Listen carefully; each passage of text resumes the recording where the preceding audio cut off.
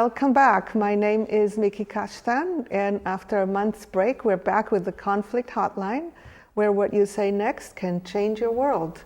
Together with me in the studio today are Newt and Sabine, and Ellen will join us later. And we're going to work with different scenarios, such as this one that is happening between Sue and Eric. We call it He's So Great. So I suppose you're going to go to that dance class again this evening? Yeah, you didn't want to go with me when I asked. Well, I don't want to go to a dance class. But who do you dance with anyway when you're there? This guy Frank, he's a great dancer. Oh, Frank. Well, great. I'm sure you'll have a lovely time with Frank. I do, every time. He leads really well. He's wonderful. I don't want to hear about Frank. It's a certain kind of intimacy that you didn't want with me. Oh, well, that's just lovely that you have an intimacy with Frank. Thank you. Thank you.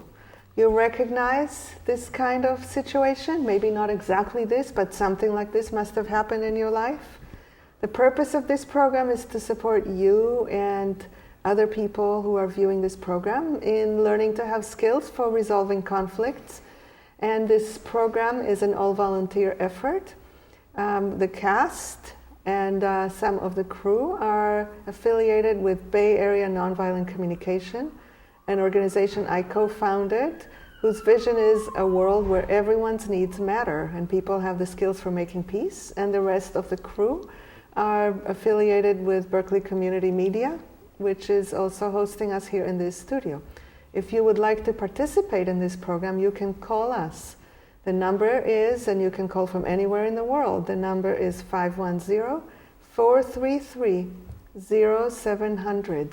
And if you're wondering what you could call us about, you can call us about any kind of conflict, such as... Maybe a conflict with your partner or a member of your family.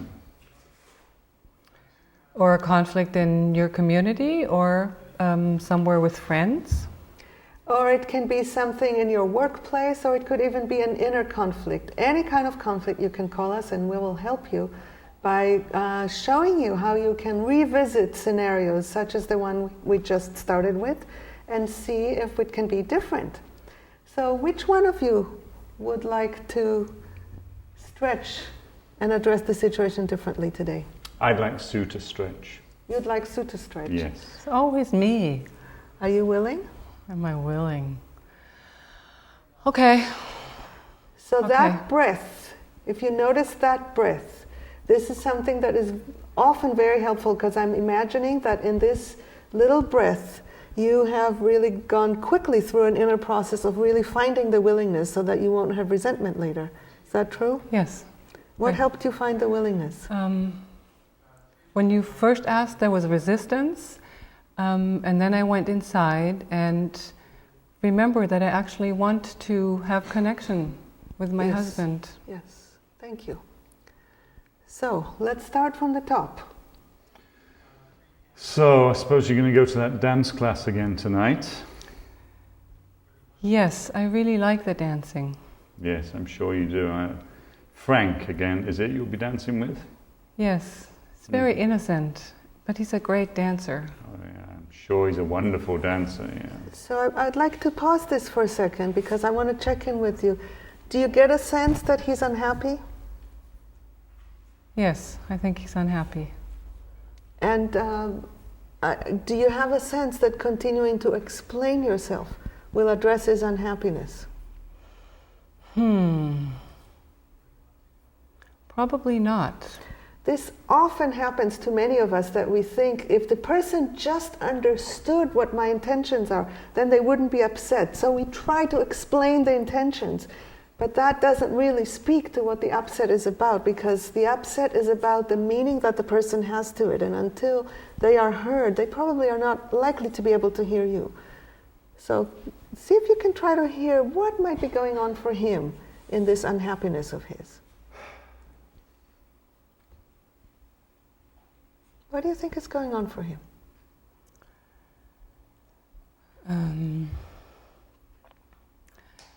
Would you like some companionship with me? Well, I don't want to go to the dance class. I'm not a dancer. That's not my thing. So, if it's not about the dancing, maybe it's about a different kind of connection between you and I. Well, I don't want to interrupt you. You like doing this kind of thing. I don't want to stop you doing what you want to do. Do you hear the but? Yes? There is a but there, isn't there? But I would like to do something, yeah. But I'm not going to ask for it. Mm-hmm. Yeah, so see, this is the thing. He's likely to hide his vulnerability and let his vulnerability come through as kind of like little indirect criticism of you. So if you want to create the connection, fine, what do you think is underneath that criticism? I just have a sense that you would like to find something between you and I that has a similar intimacy as the dancing that I do. Well, maybe that would be, if you'd like to do that, yeah. I would love that. I would love to have that kind of connection with you. Okay. All right. Do you think we could get together and find something? Yeah, sure. Yeah. So I have a sense that there is still a little bit of armor around you. Is that true? Yeah, I still don't want to fully admit to that I'm missing her and wanting to spend more time with her. Yeah. But I also have a sense that with her staying so focused on you and listening to you without defensiveness, that something is softening in you. Yeah, it's more easy for me to go along with the ideas that she's proposing, which are actually true, without me having to say it. Yeah. So this makes your life easier because you don't have to show the vulnerability. You just have to accept it when she's proposing it. Right. Yeah. And I'm imagining that maybe for you there might be some way in which you wish he would show it more. That would be lovely. It just feels like pulling, and then I'm caught between wanting to extend myself to him and explain myself at the same time. So if a little bit more came from you, it would be easier to stay with what's going on between us. So now let's see how you might invite that of him. Right now we're talking outside the role play, but within the role play, can you think of a way that you can invite him to share more of himself? The best way to invite someone to share their vulnerability is by sharing ours. The more we're able to expose ourselves, the more the other person will feel a sense of spaciousness and room for themselves to match us with the vulnerability. So, would you try that? The kind of intimacy I have when I dance with people is something I would like to have more of in our relationship. And I really miss it. So I enjoy the dancing, but I would much rather do something with you. And what would you like from him? And it's really important that I get across what I want to get across. So could you tell me what you heard? Is this what you want, what he heard, or do you want his heart? I would like his heart, but I don't trust it yet. So reach for it by undefending yourself even more.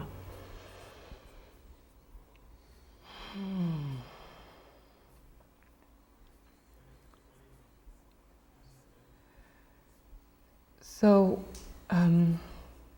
when I share with you that I really want that, it's a little shaky for me because I really want to know how it is for you. Wow. That's nice to hear. Yeah. So I have a sense that you could get more out of him if you ask for it.